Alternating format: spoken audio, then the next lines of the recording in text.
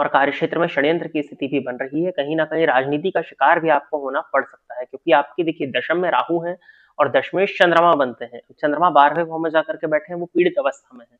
तो दशम भाव में राहु होने का क्या मतलब है? या तो आप राजनीति करिए या तो उसका शिकार हो जाइए।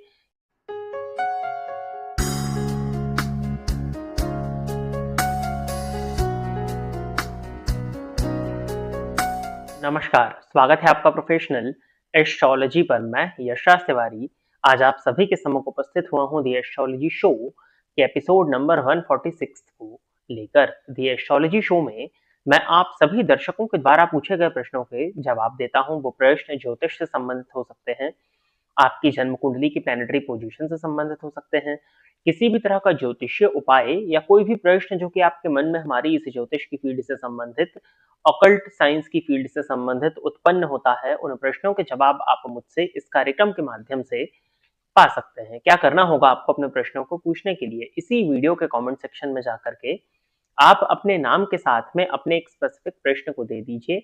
फिर जैसे ही दी एस्ट्रोलॉजी शो के अन्य एपिसोड्स आते हैं, उन एपिसोड्स में मैं आप सभी दर्शकों के द्वारा पूछे गए प्रश्नों के जवाब को लेकर के उपस्थित हो जाऊंगा। यदि आप इस कार्यक्रम को देखते हैं और इस कार्यक्रम के माध्यम से आपका कुछ भी लाभ होता है, तो आप इस वीडियो को लाइक करें, साथ ही साथ इस चैनल को सब्सक्राइब करें, ताकि इन फ्यूचर जो भी कंटेंट मेरे द्वारा इस चैनल पर अपलोड किया जाता है उसका नोटिफिकेशन आपको मिलता रहे।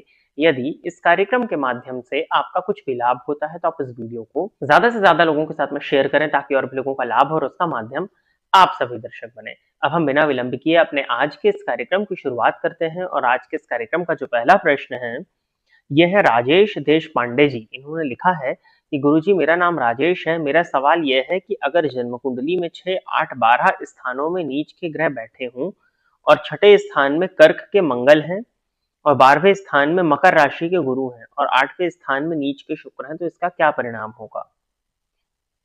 ठीक है, इसका ये मतलब है कि आपकी जो जन्म कुंडली है वो कुंभ लगन की बनती है। तो जब कुंभ लगन की कुंडली बनेगी तो छठे भाव में कर्क राशि आएगी, अष्टम भाव में कन्या राशि आ जाएगी और 12वें भाव में मकर राशि आ जाएगी। तब आपका ये कहना है कि तीनों ही त्रिक भावों में, छठवें भाव में नीच के मंगल हैं, अष्टम भाव में नीच के शुक्र बैठे हैं और 12वें भाव में नीच राशिस्थ गुरु बैठे हैं। तो देखिए कहीं ना कहीं यहाँ पर कुछ परेशानियां तो अवश्य ही आपको देखने में मिलेंगी, जैसे कि स्वास्थ्य से संबंधित परेशानियां आपको अवश्य ही देखने में मिलने वाली हैं। पेट जन्य रोग, पेट से संबंधित परेशानियां हो सकती हैं, पिता के स्वास्थ्य में परेशानियां आ सकती हैं, आपको भी शुगर, इंसुलिन, किडनी से संबंधित परेशानियां देखने में मिल सकती हैं। कहीं ना कहीं गुप्त रोग की स्थिति भी बनती है। ब्लड प्रेशर की शिकायत से आप ग्रसित हो सकते हैं, सरदर्द की शिकायत आपको हो सकती है। तो ये कुछ परेशानियां स्वास्थ्य से संबंधित देखने में आपको अवश्य ही मिलेंगी। आगजनी घटनाओं का घटित होना, रोड एक्सीडेंट इत्यादि होना, दुर्घटना इत्यादि के योग यहाँ पर बनते हैं। छिलना, कटना, पिटना, ये सब तरह की स्थितियां देखने में आ जाती हैं। कई बार छाले हो जाते हैं, घाव होते हैं तो जल्दी भर नहीं पाते हैं। तो ये कुछ परेशानियां तो आपको अवश्य ही देखने में यहाँ पर मिलने वाली हैं। अब देखिए क्या है कि जैसा आपने पूछा है कि छठे भाव में नीच के मंगल बैठे हैं जाकर के। अब मंगल आपके लिए किन भावों के स्वामी होते हैं? तो तृतीयेश होते हैं कुंभ लगन के लिए मंगल, और साथ ही साथ दशमेश बनते हैं। तृतीयेश और दशमेश होकर के जब षष्ठ स्थान में जाएंगे, तो कहीं ना कहीं जातकों को उसके कार्य क्षेत्र में प्रतियोगिता का सामना करना पड़ेगा। कॉम्पिटिटिवनेस आपके कार्य क्षेत्र में, आपके करियर में बढ़ जाएगी। छोटे भाई बहनों के साथ में भी आपके संबंध खराब हो सकते हैं। कर्ज यदि आप किसी को दे देते हैं तो वो लौट करके नहीं आएगा। कर्ज यदि आप ले लेते हैं तो आपको उस कर्ज को चुकाने में परेशानियों का सामना करना पड़ सकता है। इसके साथ ही साथ में ज्योतिष शास्त्र का ये भी कथन है कि यदि त्रिक भाव में ग्रह नीच राशि में जाकर के बैठते हैं तो उनका नीचत्व भंग हो जाता है। तो ये भी एक बात है, परंतु जो परेशानियां मैंने बताई हैं वो आपको देखने में मिलेंगी। नीचत्व भंग हो जाने के चलते इन परेशानियों में कुछ हद तक कमी देखने में आपको मिल सकती है। अब शुक्र आपके लिए भाग्येश होकर के अष्टम में गए हैं। अब शुक्र जब भाग्यपति होकर के अष्टम भाव में जाते हैं, तो कहीं ना कहीं ऐसे जातकों को उनके भाग्य के साथ को पाने के लिए पग पग पर संघर्ष करना पड़ता है। हालांकि एक अच्छी बात ये यहाँ पर बनती जरूर है कि चतुर्थ भाव का मालिक जो है वो शुक्र है, वो गुरु की दृष्टि से दृष्ट हो रहा है और चतुर्थ भाव भी गुरु की दृष्टि से दृष्ट है। तो कहीं ना कहीं इस परेशानी में कुछ हद तक कमी आ सकती है, लेकिन फिर भी ग्रह कलह की स्थिति बनेगी। और 12वें भाव में नीच राशिस्थ गुरु होने के चलते कहीं ना कहीं आपके व्यय पर तो नियंत्रण लगवाएंगे, लेकिन कई बार क्योंकि शुक्र की दृष्टि द्वितीय भाव पर है, तो आपके मन में ऐसे विचार जरूर आ सकते हैं कि आप अपने धन का गलत व्यय करें, गलत खान पान में आपके धन का व्यय हो, जिसकी वजह से आपको पेट और लिवर से संबंधित परेशानियों का सामना करना पड़ सकता है। अब देखिए यहाँ पर कुछ चीज़ों का आपको ध्यान देना है, जैसे अष्टम भावस्थ शुक्र होने के चलते पत्नी का सम्मान करिए, पत्नी की बातों को मानिए, अपने कैरेक्टर पर नियंत्रण लगा करके रखिए। 12वें भाव में गुरु है तो अपनी इनकम का कुछ हिस्सा यदि आप दान करते हैं तो ये आपके लिए अच्छा होगा। धार्मिक यात्राएं करना, धार्मिक गतिविधियों से जुड़ना, धर्म कर्म परोपकार में यदि आप अपने धन का व्यय करते हैं तो 12वें के गुरु का भी लाभ आपको देखने में मिल जाएगा। और षष्ठस्थ मंगल होने के चलते थोड़ा सा जिम वगैरह यदि आप करें, फिजिकल एक्टिविटीज करें तो मंगल के दुष्प्रभावों में कुछ हद तक कमी आपको देखने में मिल जाएगी। आगे बढ़ते हैं, अगला प्रश्न जो है ये है रिपुन रानी पात्रो जी, इन्होंने लिखा है भाई नमस्ते, मेष लग्न की कुंडली में 7th हाउस में शनि राहु युति है, शुक्र पुष्य नक्षत्र में है और 3rd हाउस में sun Mercury and Jupiter, 10th house moon है, कैसा लाइफ पार्टनर मिलेगा, प्लीज रिप्लाई। इन्होंने तो पूरी कुंडली ही दे दी है, मेष लग्न की कुंडली है, ठीक है, सप्तम भाव में शनि और राहु की युति है, यहां तक तो चीजें क्लियर है। शुक्र पुष्य नक्षत्र में है, मतलब शुक्र चतुर्थ भाव में बैठे होंगे, सप्तम भाव का मालिक चतुर्थ भाव में जाकर के बैठा हुआ है और सप्तम भावस्थ जो शनि है उनके नक्षत्र में है, ठीक है। 3rd हाउस में सूर्य बुध और गुरु बैठे हैं जाकर के, यानी कि मिथुन राशि में, तो बुध स्वग्रही है, ठीक है।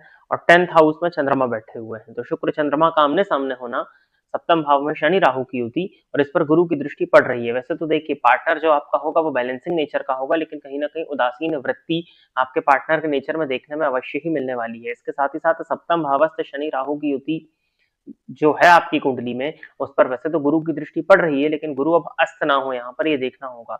लेकिन फिर भी सप्तम भावस्थ शनि राहु की युति दाम्पत्य जीवन में परेशानियों को प्रदर्शित करती है। और शुक्र का चंद्रमा के घर में जाकर के चंद्रमा की दृष्टि से दृष्ट होना शुक्र को अच्छा माना जाएगा, लेकिन वो भी शनि के नक्षत्र में है।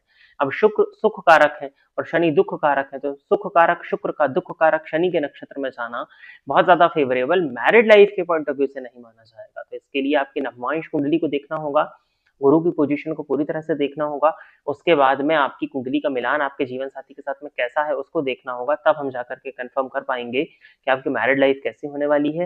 बाकी यदि हम पार्टनर के नेचर के विषय में विचार करते हैं तो बैलेंसिंग नेचर तो होना चाहिए, परंतु शनि और राहु की युति हो जाने के चलते जीवन साथी के नेचर में आप देखेंगे कि कुछ हद तक उदासीन वृत्ति जागृत है, कई बार क्रोध की अधिकता भी देखने में मिलेगी क्योंकि राहु यहाँ पर है, और आप अपने पार्टनर को चुनने में जल्दबाजी की वजह से गलत फैसला कर सकते हैं। तो बाकायदा जब भी आपका विवाह हो, बाकायदा कुंडली का मिलान करके होना चाहिए। आगे बढ़ते हैं, अगला प्रश्न जो है यह है रेखा सोनी जी, इन्होंने लिखा है कि गुरुजी मेरा प्रश्न है, मेरी कुंडली में तुला लग्न है, ठीक है, 4th भाव में केतु बैठा है और 10th भाव में राहु शनि की युति है, ठीक है, सूर्य 11वें भाव में है और चंद्रमा 12वें में है, कृपया बताएं इससे करियर और माता के संबंधों पर कैसा प्रभाव पड़ेगा। देखिए तुला लग्न की कुंडली के चतुर्थ भाव में केतु बैठे हुए हैं, यानी कि मकर राशि में बैठे हैं, और मकर राशि के स्वामी जो शनि है वो दशम भाव में जाकर के राहु से युत हो गए हैं। अब आपकी कुंडली में देखा जाए तो चतुर्थ भाव में केतु का होना, चतुर्थ भाव के मालिक का राहु से युत होना, तो चतुर्थ भाव और चतुर्थेश तो पीड़ित है।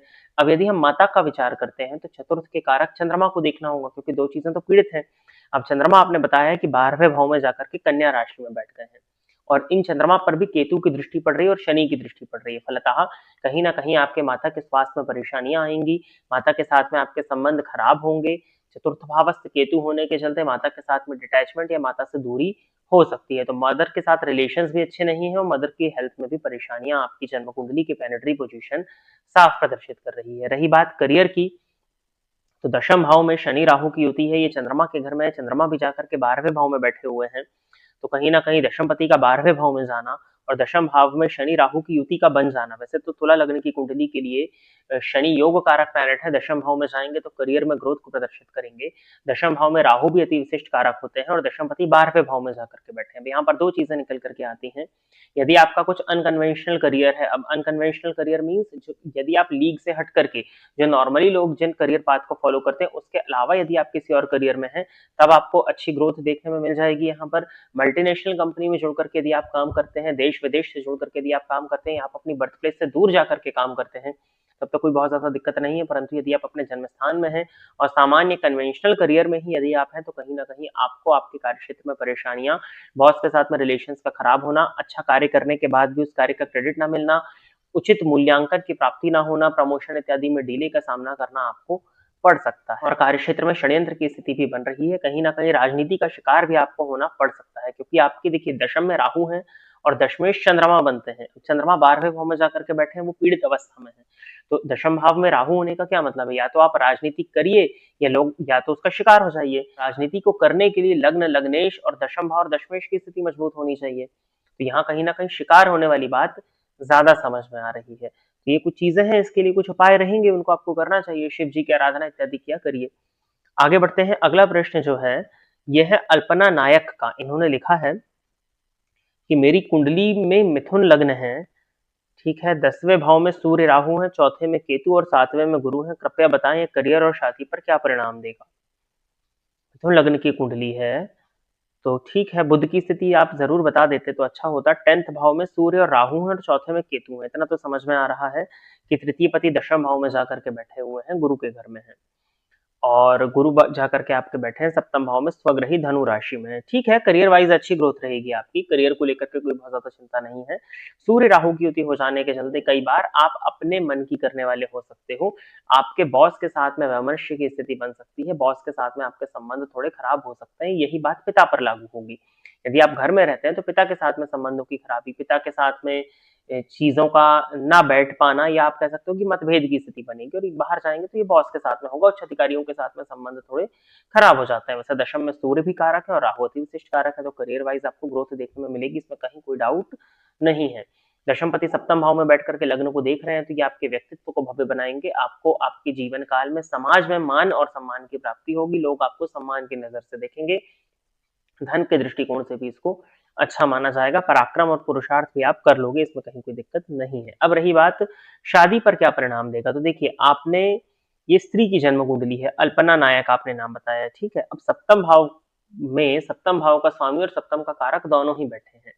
पाप ग्रहों में आपने राहु केतु तो गिनवा दिए, लेकिन शनि नहीं गिनवाया है। यदि आपके सप्तम भाव पर शनि की दृष्टि पड़ रही है तब आपकी मैरिड लाइफ में परेशानियां साफ प्रदर्शित हो रही है, मैरिड लाइफ में दिक्कतें आएंगी। लेकिन यदि किसी पाप ग्रह का प्रभाव आपके सप्तम भाव पर नहीं है और केवल गुरु बैठे हैं या शुभ ग्रह की दृष्टि है, कोई परेशानी या कोई चिंता नहीं है। ओवरऑल चीज है, मैरिड लाइफ के पॉइंट ऑफ व्यू से भी अच्छी होंगी। तो प्रिय दर्शकों, इतने ही प्रश्नों को दी एस्ट्रोलॉजी शो के एपिसोड नंबर 146 के लिए सिलेक्ट किया गया था और इतने ही प्रश्नों के जवाब को लेकर के आज मैं आप सभी के सम्मुख उपस्थित हुआ था। आशा करता हूं कि जितने भी लोगों के प्रश्नों के जवाब मैंने इस कार्यक्रम के माध्यम से दिए वो सभी लोग संतुष्ट होंगे। यदि आप इस कार्यक्रम को देखते हैं और इस कार्यक्रम के माध्यम से आपका कुछ भी लाभ होता है तो आप इस वीडियो को लाइक करें, साथ ही साथ इस चैनल को सब्सक्राइब करें, ताकि इन फ्यूचर जो भी कंटेंट मेरे द्वारा इस चैनल पर अपलोड किया जाता है उसका नोटिफिकेशन आपको मिलता रहे। यदि इस कार्यक्रम के माध्यम से आपका कुछ भी लाभ होता है तो आप इस वीडियो को ज्यादा से ज्यादा लोगों के साथ में शेयर करें, ताकि और भी लोगों का लाभ हो और उसका माध्यम आप सभी दर्शक बने। आज के इस कार्यक्रम में बस इतना ही रखते हैं। नमस्कार।